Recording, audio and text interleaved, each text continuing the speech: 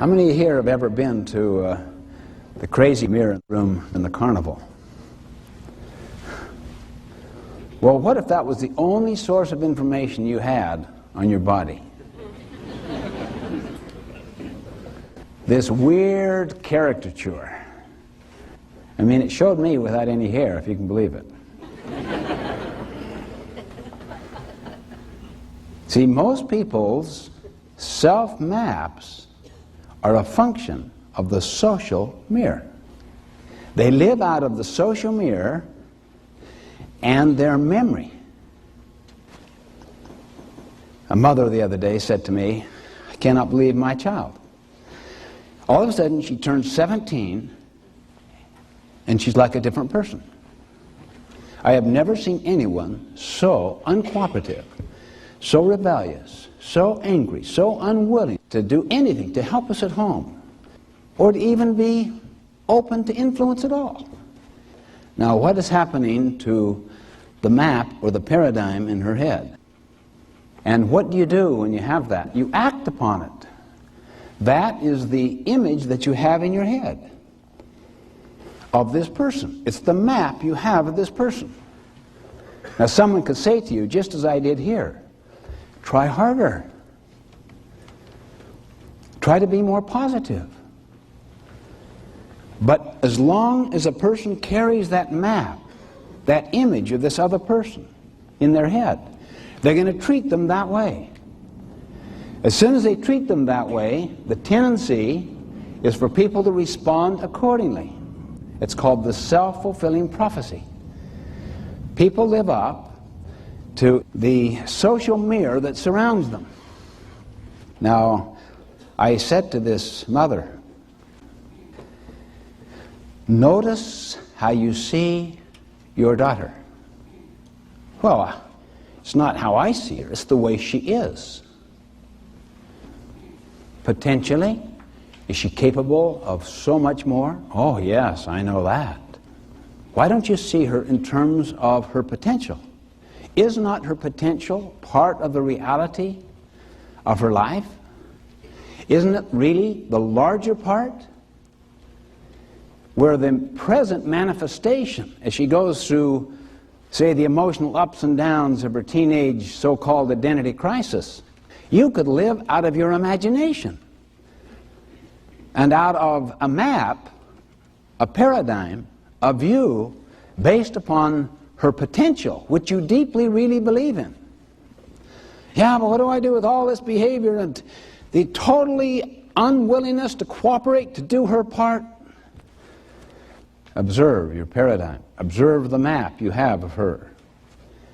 I remember I was in a situation like that.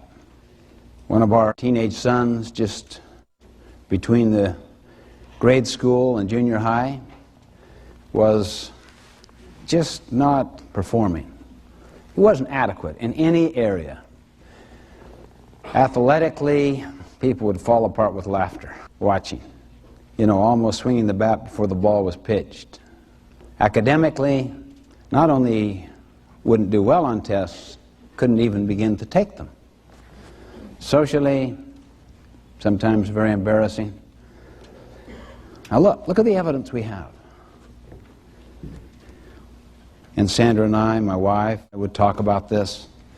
Well, maybe every family deserves their one. But we cared about this boy, and we were very worried. And I remember one time talking about this same subject in Armonk, New York. And I was talking about a study which opened up the whole field of what's called the self-fulfilling prophecy, where a computer in England called the bright group dumb, essentially. Here's the teachers. It's the bright group over here. You've got 120, 130 IQ. They love education. They love learning. You'll really enjoy them. This group here, you can kind of tell when you just look at their faces. This group, they're very fine people too, but they don't have the same candle power, and you have to respect that. Now notice what's happening. I'm talking as if I'm describing reality, right? This is the way they are. And they buy it.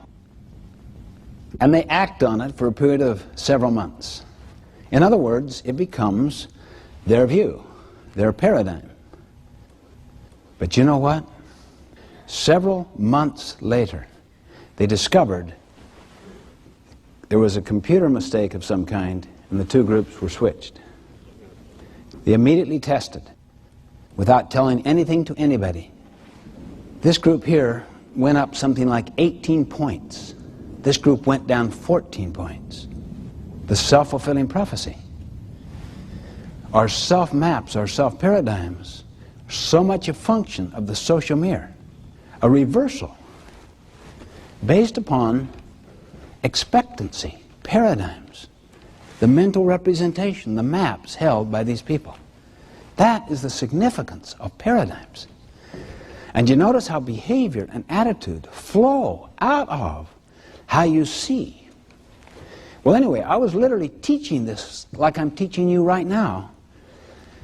And in my mind, I was thinking of my boy. Is it possible that the problem is in my paradigm? That the problem is with me, not my boy? Well, I talked with my wife when I returned home from that trip, and I said, you know, I'm just wondering if the social mirror from you and I are not major contributors to these difficulties and these problems, this lack of ability to cope. We found that we were to some degree trying to get social mileage out of our kids' good behavior.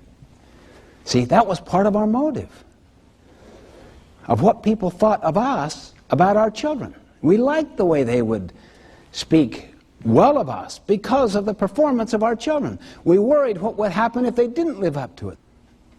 We see what we seek. So we explored our motives and said, this is not what we seek. We began to see him differently. As a person precious in his own right, not to be compared with anyone else, not to get into the social mirror of comparison against timetable, social agenda.